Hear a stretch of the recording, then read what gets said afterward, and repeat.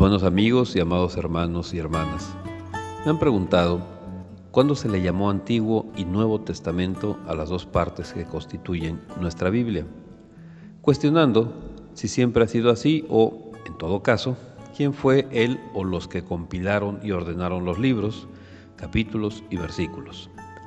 En esta ocasión comentaremos brevemente cómo fue esta situación.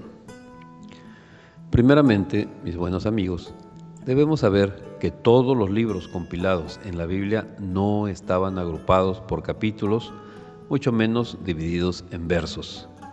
Esto fue un proceso ideado por algunas personas para hacer la lectura más ágil y concreta. Primeramente, la división como Antiguo Testamento y Nuevo Testamento se le atribuye a Marción de Sinope, líder religioso cristiano del siglo II, fundador de la corriente conocida como marcionismo, con una teología dualista de corte protognóstica. Este personaje definía la palabra testamento como convenio, señalando que los convenios o pactos son promesas sagradas que Dios hace a sus hijos. Ahora bien, esta palabra que se utiliza como testamento es la palabra diatek. Esta tan solo puede traducirse una sola vez como testamento. Es en el libro de Hebreos 9, los versos 16 al 17. Pero en todos los demás casos en que aparece esta palabra, en el Nuevo Pacto equivale a convenio, en el sentido de un pacto, no herencia, entre un superior, es decir, Dios, y un inferior, es decir, el hombre, en el cual el primero establece las condiciones y el segundo se compromete a cumplirlas. Por otro lado, recordemos que la doctrina de Marción fue herética, la cual afirmaba, entre otras cosas, la existencia de un verdadero Dios, desconocido y ajeno al mundo, revelado por Jesús, al cual se oponía un ser inferior, el demiurgo, a quien identifica con el Dios de los judíos, por lo que rechazaba todo el antiguo pacto y prácticas judías. Así, ahora sabemos quién dividió la Biblia como Antiguo Testamento y Nuevo Testamento. Veamos ahora quién la divide en capítulos. Fue el teólogo Stephen Langton, profesor de la Universidad de París y obispo de Canterbury, en Inglaterra, entre los años 1227 y 1242, aunque los primeros 6 años no permitieron su obispado en aquel lugar.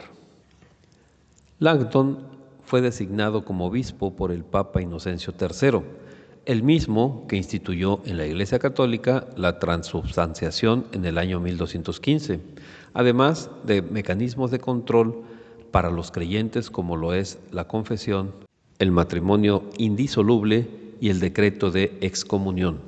Apoyó a Domingo de Guzmán en la fundación de los dominicos, los cuales crearon la llamada Santa Inquisición. Es una especie de policía que exigió se quemara a todo aquel que no rindiera sumisión a la Iglesia Católica. El Antiguo Pacto fue dividido en versículos por un rabino judío llamado Natán en el año 1448 después de Cristo. Robert Estienne, también conocido como Estéfano, fue el primero en dividir el Nuevo Pacto en versículos con numeración estándar en el año 1555. Estéfano usó básicamente las divisiones de los versículos de Natán para el Antiguo Pacto. Desde entonces, comenzando con la Biblia de Ginebra, las divisiones de capítulos y versículos que Estéfano usó han sido aceptadas por casi todas las versiones bíblicas. En 1592, el Papa Clemente VIII hizo publicar una nueva versión de la Biblia en latín para uso oficial de la Iglesia Católica, y en ella se incluyó la división actual de capítulos y versículos. Así que, finalizando el siglo XVIII, los judíos, los protestantes y los católicos habían aceptado la división en capítulos introducida por Stephen Langton y la subdivisión en versículos introducida por Robert Estienne. Mismos capítulos y versículos que tenemos en la actualidad en nuestras Biblias. Así, mis amados hermanos y queridos amigos, es la historia de las divisiones bíblicas. La designación de Antiguo Testamento y Nuevo Testamento fue por un hereje. Los capítulos y versículos fueron encargados por un papa que inventó prácticas herejes en la operatividad eclesiástica, y la fecha más lejana para estas subdivisiones fue el siglo XI, después de Cristo. Si bien es cierto, estas subdivisiones nos ayudan a encontrar con mayor rapidez y precisión las Escrituras, no hay que perder de vista quienes las hicieron. Mis buenos amigos, no hay dos muertes, por lo que no puede haber dos testamentos.